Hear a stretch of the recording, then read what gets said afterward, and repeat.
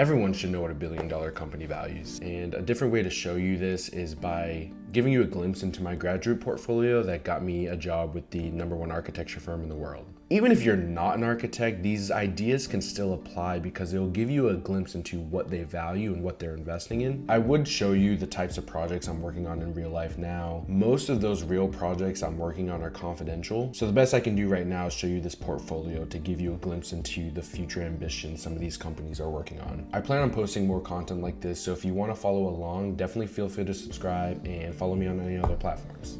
So something I realize a lot of these companies really value is hand drawing, so things done with the human touch. And I think a lot of people undervalue that hand sketching or even painting or things that are creative without the computer. And then on the right, you start to see the table of contents of what types of projects I get into. And I always start with the strongest project, which is space architecture. A lot of these large companies are starting to invest in that type of future and the infrastructure to allow for space colonization and space exploration. So on the right, we have a rendering I created of an underground lava tube. To protect yourself from radiation in the harsh Mars environment, you can build what we call biodomes or supporting facilities underground in these lava tubes that used to have running lava that was creating these tunnels underground on Mars. And there are also similar structures like this on the moon. So what I did was created a concept diagram of what we could do to build underneath. When you get into the details of what types of architecture can be built on the moon or Mars, there's different classes for space architecture. So class 1 is the types of things we've already produced. So we're talking the International Space Station or the first moon landing we had. And then when you get into class 2, it starts to get into a little bit more advanced. We're talking prefabricated elements, or even a mixture of class 1 and 2 where there's initial settlement that could be a payload onto a rocket. Class 3 is where we start to get into the real architecture, the real environments that are going to help with human psychology. So we're talking 3D printing on the moon, 3D printing on Mars. What we could do is use this thing called Martian regolith or moon regolith, which is just basically moon dust or Mars soil, and you create an aggregate to start 3D printing similar to any additive manufacturing process we have with typical 3D printers we use today for plastics. Class 4 is probably your typical sci-fi scenarios. I started to try to break these down into simplified concepts that anybody can understand in this portfolio. On the right, we start to see a different way to build with this 3D printed regolith, so using that Martian soil, and then a quick space architecture moment of a hatch, and then also in the top right, kind of an aerial view shot of modules kind of coming together, probably in a class 2 or 3 environment, because class 4 is a little bit far out there. We're talking 2050s, maybe even further. And then I start to create another way of thinking about space. So how can we create nature-inspired designs or possibly nature-inspired structures? There's something called the beauty of numbers in nature. So if you look at anywhere in nature, the flowers or plants or trees, you start to see that there's actually a structured sequence to how they're built. So it was a way of mirroring that idea into a structure, and then another moment on the bottom left of a possible approach. On the right was kind of a series of experiments I was doing. So we're talking AI image generation or even augmented reality. I was making augmented reality at my studio desk, you can see with my friend in the background. And then also just a way of thinking about how 3D prints could integrate nature and how nature could grow onto a wall over time. And again, just showcasing that way of forward thinking and futuristic thinking in architecture. Another project you should see is a makerspace I designed, and the real benefit of including this in the portfolio was what I called structural acrobatics. So me and my partner in this project created a systems of diagrams that started to describe these structural acrobatics, as well as a partie diagram, basically the general concept of this building.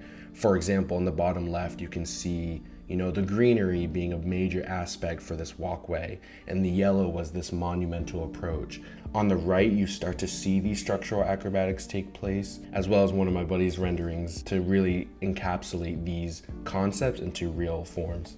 We then started to create diagrams of examples of how we can really put these structures together. And this is another thing those large companies really value, is your technical understanding. You can have all these concepts take you really far, but it's really about the execution that matters. The next project is one of the more interesting ideas of digital art. And when I was working with this architecture firm, not only were they thinking about the digital age and even NFTs or the metaverse, They were even thinking about combining that with the space architecture I showed previously and talking about going galactic. So these are real conversations these billion-dollar companies are having, is how can we really push the envelope into this new age of innovation. So on the left, you see the aerial site plan where I was really thinking of how can we combine this College of Computing with the College of Art to create this museum that people could experience. So something that this company really valued was not only the digital aspect, but also this conceptual idea of peeling from the landscape, shifting these planes and creating this experience to go from one place to another, whether that's from one room to another or even just one idea to another. In this idea, I was thinking of how you could approach from the nature down into the digital world. Going back to this concept of the physical, the real, the hand sketches, the tactile. As this project I did in my second year of architecture school, I still was trying to explore what it even means to be an architect, and I created this handcrafted model of a Museum of Fine Arts residence. And what I was trying to do was experiment with those ways of approaching, those ways of experimenting with a journey into a building. And I think this concept is really important for any industry, is your why reasoning. Why are you creating a space? Why are you creating a product? Why are you creating an idea? But also just showcasing those technical drawings and those plans and sections, which is just standard in architecture. But what was really fun, and this is with the company you can see on the left, Gensler, was something where I implemented all these ideas into a real actual project that we did as a team.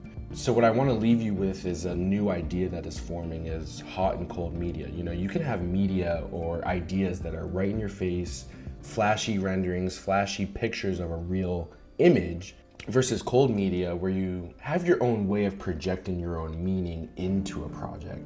So if someone shows you a image that is abstract, something that's not totally real, but you can project your own meaning into it, is cold media. So on the right, we have that example of cold media where you can kind of see what the vision is, but there is room for that interpretation.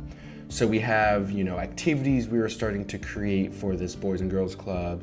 We have the renderings on the right, again, that cold media to showcase a new way of thinking. Well, my favorite is on the right, this axonometric drawing of really creating a holistic experience for the human touch. I really want to hear, what concepts are you interested in? What kind of innovations you're hearing about, or what you want to learn about? Again, I plan on making more videos like this to explain some different concepts that are going on in the industry, not only in architecture, but in innovation, technology, and sustainability. So if you're interested in joining and following me in my adventures, definitely subscribe, definitely leave a comment below, and I look forward to seeing you in the next one.